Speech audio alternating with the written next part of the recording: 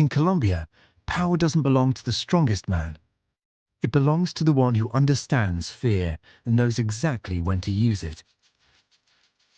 The city of Medellin stretched beneath the night like a living organism, glowing in fractured neon, breathing through sirens and distant gunfire. High above it all, in a glass-walled penthouse carved into the skyline, stood Rafael El Sombra Navarro. He wasn't just a man anymore. He was a system.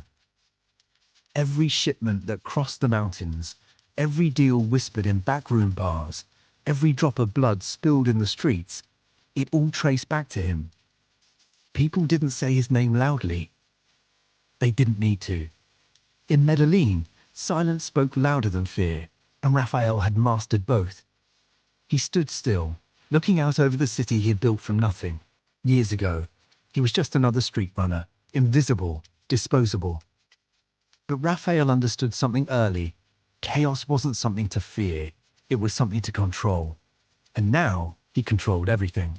Or at least, that's what he believed. Because far from Medellin, in the colder, harsher streets of Bogotá, another man had been watching. Watching, learning, waiting. His name was Tomás Rivas. Unlike Rafael, Tomás didn't believe in fear as a foundation. Fear was unstable. Fear cracked under pressure. Tomás believed in precision, in patience, in inevitability. He didn't want to scare the city. He wanted to redesign it. Tomás grew up where the lights didn't reach, where the government forgot people existed, where survival wasn't a skill, it was instinct. He had seen what Rafael's empire did to families like his. He had watched everything burn once before, and he never forgot the lesson. Power taken without thought eventually collapses. Power built carefully lasts, and Tomás wasn't interested in being another name in the cycle. He was interested in ending it and replacing it with something stronger, something smarter. He didn't announce his arrival. He didn't send threats. His first move was silence. The shipment moved at night along a winding highway outside Medellin, guarded heavily, untouchable by ordinary standards. Rafael's operations were flawless. Also, everyone thought. The trucks never made it to their destination. They were found hours later, burned into twisted skeletons of metal, the air still thick with smoke and heat. Every guard was dead. No witnesses. No survivors. Just a single symbol spray painted across the wreckage, a mark nobody recognized. Except Rafael.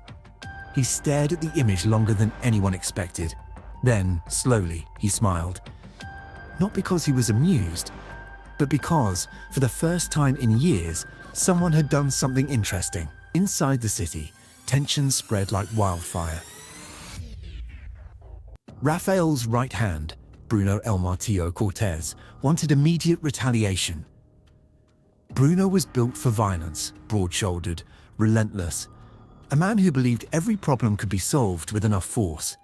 "We hit back now," he said, pacing like a caged animal. "We make an example." But Rafael raised a hand, silencing him. "No," he said calmly. "We wait." Bruno didn't understand. Waiting was weakness in his world. But Rafael wasn't afraid. He was curious. Because whoever did this wasn't just reckless, they were deliberate. And that made them dangerous. Meanwhile, in Bogotá, Tomás watched the aftermath unfold on multiple screens. He had predicted Rafael's response perfectly. Not retaliation, not panic. Observation. That confirmed what Tomás already believed. Rafael wasn't just another brute. He was intelligent, calculated, worthy. And that meant this wouldn't be quick. It would be a war of layers, a dismantling, piece by piece, until the empire collapsed under its own weight. But Tomás wasn't working alone. Sitting across from him in a dimly lit office overlooking the city was Valeria Mendez. She didn't carry weapons. She didn't command soldiers. But she controlled something far more powerful: money. Valeria had spent years embedding herself into every financial artery connected to the underworld. She knew where the money came from, where it moved, and where it disappeared. And more importantly, she knew how to redirect it. She had worked with Rafael for years, quietly strengthening his empire while remaining invisible. But Valeria didn't believe in loyalty. She believed in leverage, and now she saw something in Tomás that Rafael had lost: vision. "You're not trying to take his territory," she said, studying him carefully. "You're trying to replace his system." Tomás didn't answer immediately. He simply nodded. And in that moment, Valeria made her decision. She wouldn't choose a side. She would control the outcome. The next strikes came faster, more precise. Smaller operations vanished overnight. Trusted lieutenants disappeared. Supply routes failed without explanation. Rafael's empire wasn't being attacked directly, it was being eroded. Bruno grew more frustrated with each passing day. "This is war," he snapped, "and we're acting like it's a game." But Rafael remained calm, even as the cracks widened. "No," he said quietly, "this is not war yet. This is a test." And he intended to pass it. What Rafael didn't realize was that the war had already become personal. Years ago, in a neighborhood Rafael barely remembered, a fire had consumed an entire block. Collateral damage from an operation that went wrong. To Rafael, it was insignificant. To Tomás, it was everything. His family didn't survive that night, and everything he had built since then led to this moment. But revenge alone wasn't enough. Revenge was emotional, unstable. Tomás needed control. He needed Rafael to fall, not because of rage, but because of inevitability. Valeria began shifting funds quietly, redirecting resources from Rafael's network into shadow accounts that only she and Tomás could access. On paper, everything looked normal. But beneath the surface, the foundation was weakening. When Rafael finally noticed discrepancies, it was already too late. The money wasn't gone, but it wasn't his anymore. For the first time in years, Rafael felt something unfamiliar. Not fear, not anger, uncertainty. Then came the breaking point. Bruno was ambushed in broad daylight. Not killed instantly, but left alive just long enough to send a message. When Rafael found him, barely breathing, Bruno grabbed his arm with what little strength he had left. "It's not random," he whispered. "He knows everything." And then he was gone. Rafael stood there in silence, the weight of the realization settling in. This wasn't just an attack on his empire, it was an attack on him. The city began to shift. Territories once loyal to Rafael started distancing themselves. Not out of betrayal, but out of survival. Tomás wasn't offering chaos. He was offering stability, control, a new structure. And people were listening. Rafael could feel it slipping. Not in one dramatic collapse, but in 1,000 small fractures. And still, he refused to panic, because deep down, he understood something critical. If Tomás wanted to destroy him, he wouldn't hide forever. Eventually, he would come forward. And he did. The message was simple. A location. A time. No threats. No theatrics. Just inevitability. Rafael arrived alone. Not because he trusted Tomás, but because he understood him. This wasn't about armies. This was about legacy. The meeting took place on the rooftop of an abandoned building overlooking the city, a neutral ground, suspended between what was and what would be. Tomás was already there, standing still, calm, composed. For a moment, neither of them spoke. They didn't need to. Everything that mattered had already been set in motion. "You built something impressive," Tomás said finally, "but you built it on fear." Rafael tilted his head slightly, studying him. "And you think you're different?" Tomás didn't hesitate. "I know I am." Rafael almost laughed. "Not out of humor, but recognition. You're not here to negotiate," he said. "You're here to replace me." Tomás nodded. "Yes." And just like that, the final stage began. The first shot broke the silence like thunder. What followed wasn't a clean fight. It wasn't elegant or controlled. It was raw, brutal, desperate. Two men who understood exactly what was at stake, everything. Rafael fought like a man who refused to disappear. Tomás fought like a man who had already lost everything once and wouldn't do it again. The rooftop became a battlefield of broken glass, blood, and echoes of everything they represented. When it ended, only one of them was still standing. Tomás staggered back slightly, breathing heavily, staring down at Rafael's motionless body. There was no satisfaction, no triumph, just silence. Because in that moment, he understood something he hadn't before. This wasn't the end. It was just another beginning. Far above the city, in a different tower, Valeria watched it all unfold through a quiet stream of information. She didn't react when the outcome became clear.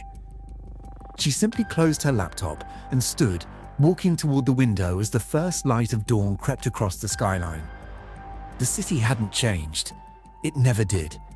Only the people in control of it. Tomás had won the battle, but Valeria had shaped the war. And as she looked out over the awakening streets, one truth settled in quietly, almost invisibly. Kings fight for power. But the ones who control everything never need a crown. Tomás stood there longer than he expected, the wind dragging across the rooftop as if trying to erase what had just happened. Below him, Medellin pulsed like nothing had changed. Cars moved, music played, people laughed, deals were made. The city didn't care who ruled it. It only cared that someone did. He looked down one last time at Rafael's body, not with hatred, not even with satisfaction, but with a strange, hollow understanding. This was the man he had built his entire life around destroying. And now that he was gone, the weight didn't lift. It shifted. By the time Tomás left the rooftop, the news was already spreading. Not through headlines or police reports, but through whispers. Fast, quiet, undeniable. Rafael el Sombra, Navarro was dead. The king had fallen. And in a city like Medellin, a power vacuum didn't stay empty for long. It attracted predators. Tomás returned to a city that didn't fully trust him yet. Victory didn't automatically make him king, it made him visible. And visibility was dangerous. His people celebrated cautiously, but Tomás didn't join them. He had learned too much to believe this was over. Because men like Rafael didn't build empires alone, they built systems, networks, loyalties, and those didn't die on rooftops. Within days, fractures began to show. Some of Rafael's former lieutenants pledged allegiance quickly, recognizing the shift and adapting to survive. Others disappeared into the shadows, waiting, watching. And a few chose resistance.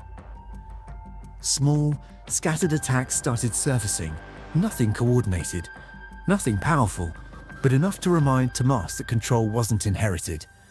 It had to be maintained. Bruno's absence was felt more than anyone expected. Despite his brutality, he had been a stabilizing force in Rafael's structure. Without him, the remnants of the old regime were unpredictable.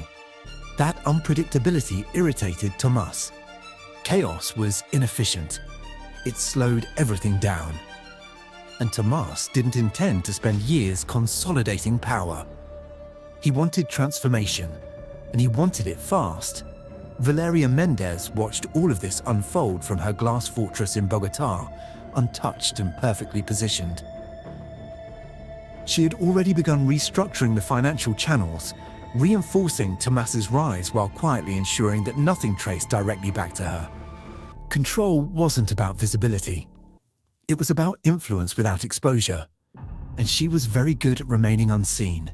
When Tomás finally reached out to her, it wasn't out of gratitude, it was out of necessity. "It's not stable," he said over a secure line. "Not yet." Valeria leaned back in her chair, her expression unreadable. "Of course it's not," she replied calmly.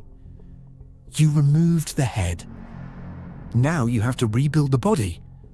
Tomás didn't like the way she said it, like she was describing something mechanical, something inevitable. "I didn't come this far to rebuild the same thing," he said. "Then don't," she answered.